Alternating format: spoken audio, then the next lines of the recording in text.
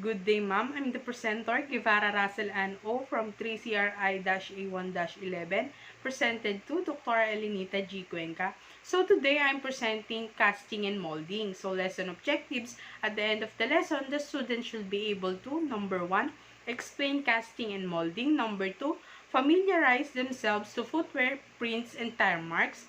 Slide summary. So differentiate between impression evidence, casting, and molding. Slide number 2. Describe the types of prints and lifting techniques to collect the prints. Slide number 3. Describe the steps of casting and molding procedures. Slide number 4.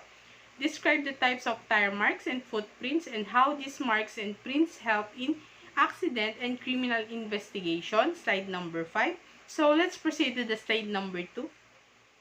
Slide number 2, differentiate between impression evidence, casting, and molding. So, ano-ano nga daw po ba yung pagkakaiba-iba ng tatlo na yan? So, aalamin po natin yan. So, first, impression evidence. So, ano nga daw po ba yung tinatawag natin na impression evidence? So, ito daw po yung mga ebidensya na naiwan ng sapatos or yung bakat or yung mark ng mga sapatos or yung gulong ng mga sasakyan. Yun daw po yung tinatawag natin na impression evidence. So, next sa casting. So, ano nga daw po yung casting? So, ang casting naman daw po, it is the process na tinatawag. So, ito daw po yung binabakat na yung impression evidence natin na tinatawag doon sa lupa or doon sa isang place na pinagbakasan ng impression evidence. So, sa pamamagitan daw po kasi sa pamamagitan ng casting, kinokolekt daw po natin siya para i-compare sa tool, sa shoes, sa tire, para daw po ma-establish natin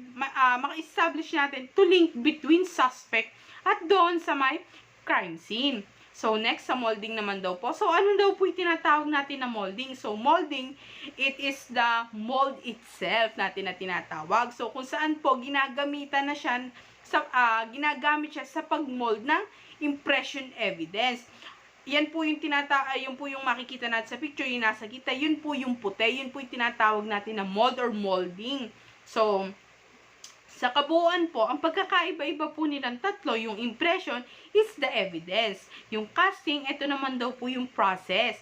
And molding, so, it is a mold itself. So, let's proceed to the slide number 3. Slide number 3, describe types of prints and lifting techniques to collect the prints. So, first, visible print. So, ano daw po ba yung tinatawag natin na visible print or patent print? So, ang visible print daw po, ito daw po yung nakikita ng naked eye or ng mga mata natin. So, example daw po yung sapatos na may dugo. So, pag tinapak daw po yun sa floor, so, visible print daw po ang tawag doon kasi nakikita ng mga mata natin. So, next sa plastic print. So, ano daw po yung plastic print? At bakit siya plastic print? So, kasi daw po, 3-dimensional daw po siya. Unlike po dun sa visible print. So, bakit nga po 3-dimensional or 3D effect? So, kasi daw po, yung sapatos or yung gulong ng sasakyan is pag na tapak or na bakat dun sa may soft surface or sa sand or sa snow or sa mud. So, nagkakaroon daw po ng 3D effect or 3D o 3-dimensional effect natin na tinatawag. So, next sa latent print naman daw po. So, ano po yung latent print? So, ito naman daw po yung hindi nakikita ng naked eye or ng mga mata natin. So, kaya daw po ginagamitan to ng chemical powder para makita yung print. So, next, i-add lang po natin yung collection of impression and print. So, first, adhesive lifter. So, ano daw po yung adhesive lifter? So, ang adhesive lifter daw po is commonly sa fingerprint, kung saan daw po ginagamitan ito ng fingerprint powder para makuha nila yung impression natin na tinatawag. So, next, sa gelatin lifter. So, ang gelatin lifter naman daw po is mas flexible daw po ito kaysa sa adhesive lifter kasi daw po rubberized ito.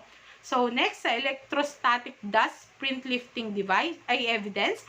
So, ito daw po is print lifting device. So, ito naman daw po yung ginagamitan or yung nagsasearch ng mga residue ng dust. Then, pagkayari daw po ma-search nun is ipiprint natin after, kukuhanin na po yung print na yon. So, let's proceed to the slide number 4. Slide number 4, describe the step of the casting and molding procedures. So, first, prepare the area for casting. So, syempre, kailangan daw po natin ihanda yung area kung saan ginagamitan siya ng hairspray. Yes po, hairspray. Yung ginagamit natin na pangbuhok. So, pine-prepare daw po natin ito ng para mas matigas po yung print at hindi siya basta-basta nasisira. Then next, mix the plaster of Paris. So, dito naman daw po sa mix the plaster of Paris, syempre, kapag daw po hinahalo, so kailangan daw po haluin natin ito sa loob ng supot or dun sa isang lalagyan or container kung saan, depende daw po sa magtitimpla kung magdadagdag or magbabawas pa, kung gaano ba kalapot yung magiging timpla natin. Then next, pour the plaster of Paris into the impression. So, dito naman daw po, pag daw po ibubuhos na yung plaster of Paris, kailangan daw po magsisimula tayo sa dulo ng print. Pag po kasi sa gitna siya nagsimula, baka po may tendency na masira yung print. Then next, pour the casting material from one end. So, katulad nga po ng sinasabi ko sa number 3, kailangan po is magsisimula tayo sa dulo. So, next, lift the cast out. So, sa lift the cast out naman daw po, so pag natuyo na daw po yung cast, kailangan na daw po siya i-lift or itaas na. So, ginagamitan daw po siya ng trowel. So, ginagamitan po siya ng trowel para mas maiwasan po natin na masira ito. Then next, clean the cast. So, syempre, kailangan daw po natin linisin yung cast after natin na mai-lift. So, ginagamitan po siya ng toothbrush or ng paintbrush.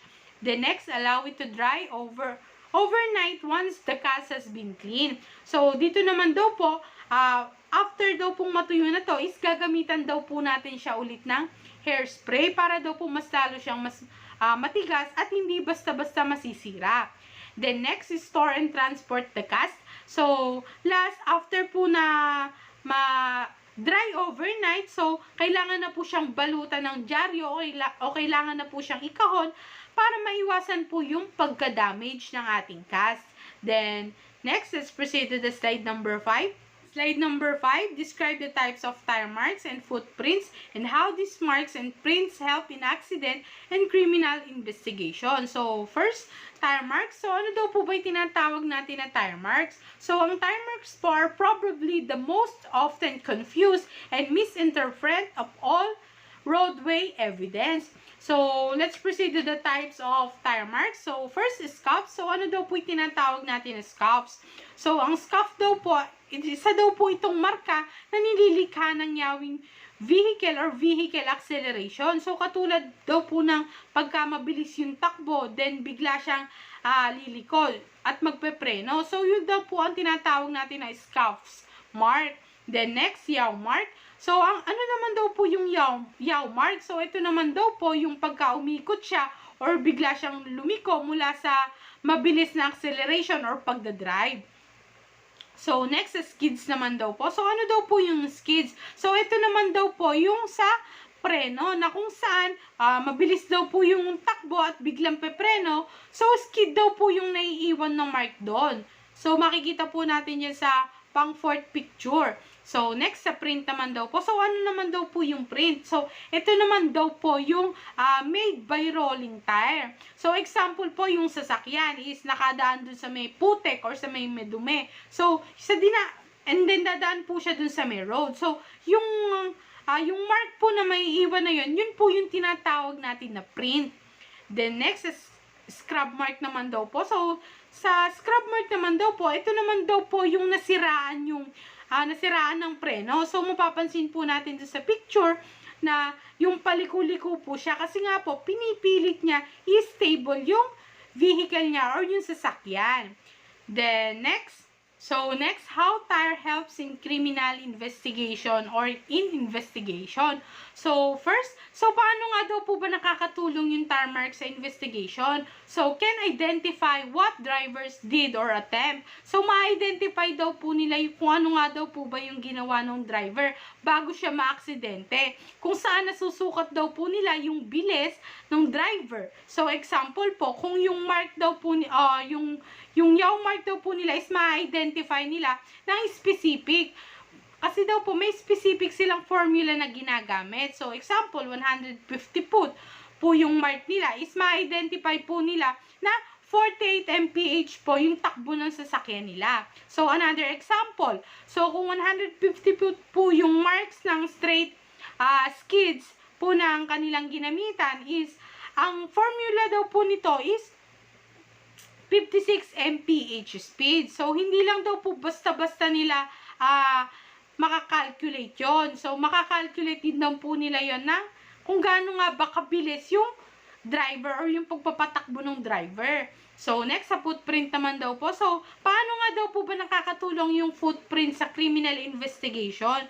So, nakakatulong po ang footprints kasi daw po dahil sa direct physical contact nito. So, kapag daw po kasi yung footprint natin, ismatic na daw po yun na may physical contact tayo sa mga area. Either po sa 2-dimensional or 3-dimensional forms. So, mas valuable daw po kasi